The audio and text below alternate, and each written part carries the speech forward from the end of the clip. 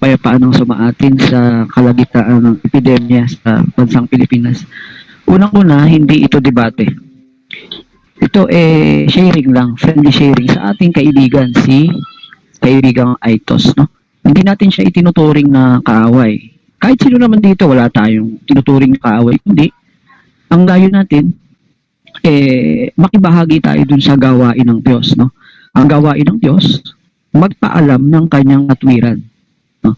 Sa anong dahilan? Sa ikaliligtas ng kaluluwa. Ang kaligtasan kasi ay nasa pagkaalam ng salita ng Diyos.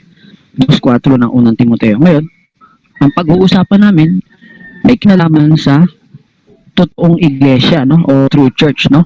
So, patutunayan ng aking kausap, titindigan niya mula sa Biblia. Ito naman ang aming batayan. Iglesia ni Cristo, yung true church ayon sa Biblia, no? Samantalang ako, ang titindigan ko, yung stand mismo ng mga apostol na nakasulat sa Biblia. So, doon ako naka-stick, no? Sa kanilang itinuro. So, wala namang ibang turo ang mga apostol na pansarili, no? Ang sabi nga ng ating Panginoong Kristo, ang nakikinig sa inyo, sa akin nakikinig. At ang nagtatakwil sa inyo, ay ako ang itinatakwil. Kaya, malibang paniwalaan natin yung ipinangaral verbally ng mga apostol noon, na itinransfer nila sa sulat sa pamamagitan ng hawak nating Biblia ngayon, matututo tayo sa itinuro ni Kristo sa kanila. Ngayon, tanong tayo sa authority ng bagong tipan, yung mga apostol. Ano ba ang iglesyang kinaaaniban nila? Hindi naman natin pwedeng sabihin yung kinaaaniban nila, hindi tunay. Yun nga ang true church, Di ba?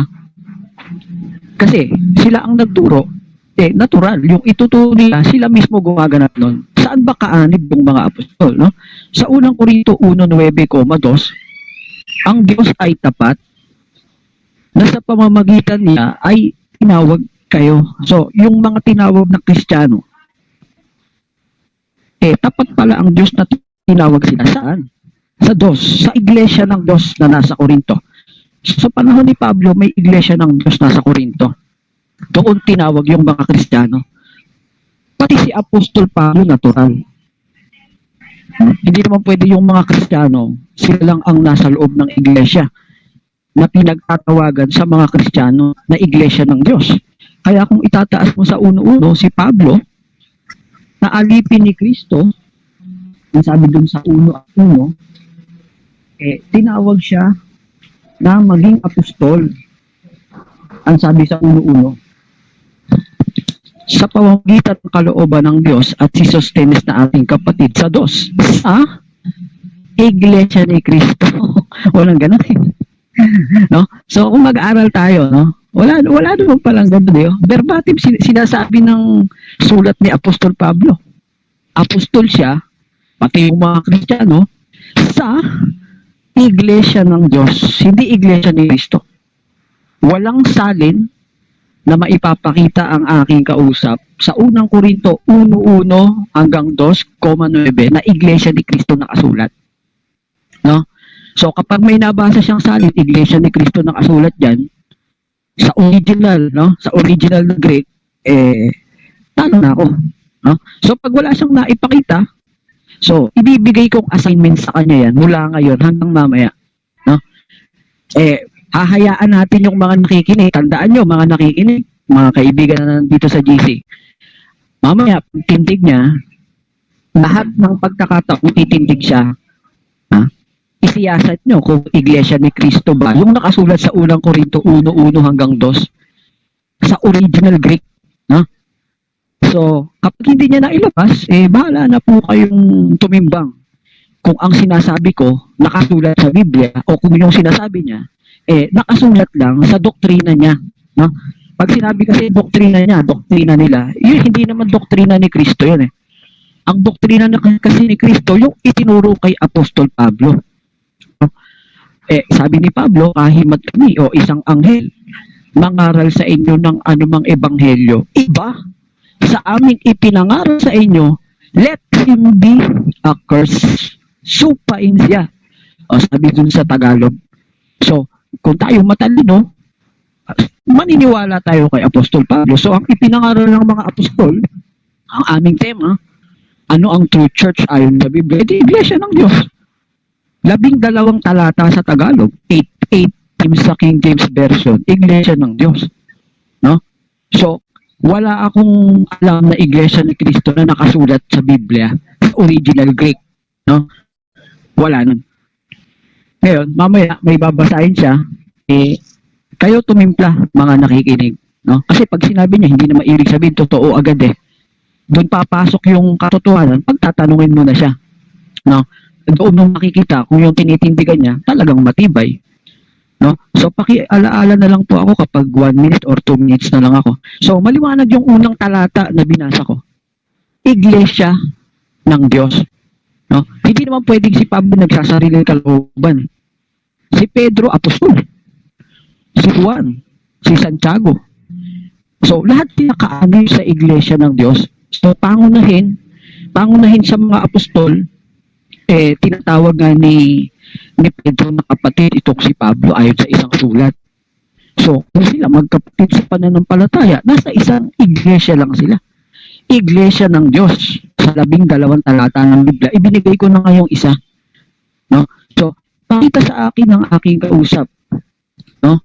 Doon sa original Greek, INC o Iglesia ni Cristo ang nakasulat sa 1 hanggang 2. No? Kahit dun sa gawa 20-28, patunayan niya sa original Greek, ang nakasulat doon ay Iglesia ng Diyos.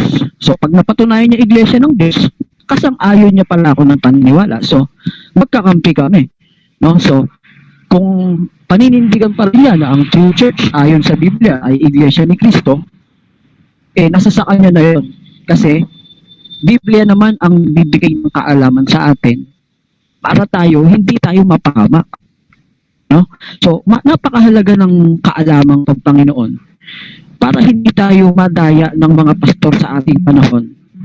So, yung mga kaalamang Panginoon, diyan pinayaman ng mga Kristiyano. Ang sabi ng Biblia, dito sa 1 Korinto, sa Kapitulo 1, at ang talata ay 5, na kayo ay pinayaman sa Kanya sa lahat ng mga bagay. So, ang mga Kristiyano, ang alam nilang iglesia na true. Yung iglesia ng Diyos na nakasulat sa Biblia, pinayaman sa kaalaman kasi ang mga Kristiyano. Hindi naman sila kulang sa kaalaman. So, pag ang nagsasabi, ang true church sa Biblia, Iglesia ni Cristo, delikado, mga kababayan. Bakit? Ang sabi kasi ng Biblia dito, salamat po, sa isang talata ng Oseas, no, merong ganitong iniulat ang isang propeta, nakasulat sa Biblia. No? Ang sabi ganito, ang aking bayan ay nasira dahil sa kakulangan ng kaalaman. So, napakahalaga pala ng kaalaman na tayo ay makabili ng kaalaman na nakabase sa katwiran ng Diyos. So, yung katwiran ng Diyos, sinulat naman ng mga apostol no? Yung katwiran na nagmumula sa Ebanghelyo. Yung kasi ang batayan sa pananampalataya ng mga Kristiyano para makita natin alin yung tunay na aral, alin yung tunay na iglesia. So, nakaisang sitas ako,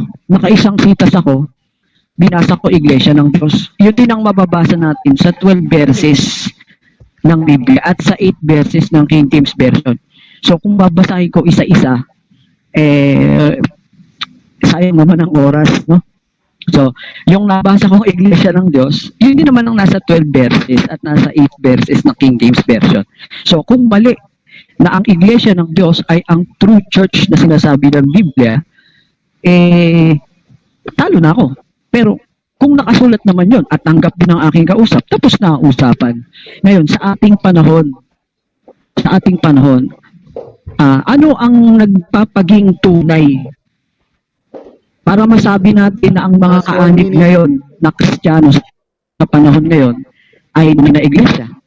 Ang iglesyang tunay yung nakasulat sa Biblia. Walang iba, bawal kasing magtayo nakasulat sa Biblia. So, meron nang nakatayo yung katawan, sasalib na lang tayo. Kaya sa panahon natin, magiging mga kaanib tayo sa iglesia ng Diyos. So, ang nagpapaging tunay sa mga kaanib ngayon para mapatunayan natin na sila ay sa Diyos, yung sinulat ni Apostol Pablo. Hindi naman kami ang nagsasabi. Ang sabi ni Pablo, ang mga hintil dapat maging mga tagapagmana, kasangkap o kaanib sa iglesia ng Diyos o sa katawan. Kaya kung susunod tayo sa direktiba ni Apostol Pablo, hindi tayo maliligaw. Last 10 seconds. At kapag sumunod tayo sa direktiba ni Apostol Pablo, yun ang katunayan na tayo ay tunay na lingkod ng Diyos sa iglesia ng Diyos kasi mga kaanib Time's tayo up. doon. Oo, salamat sa pagkakataon.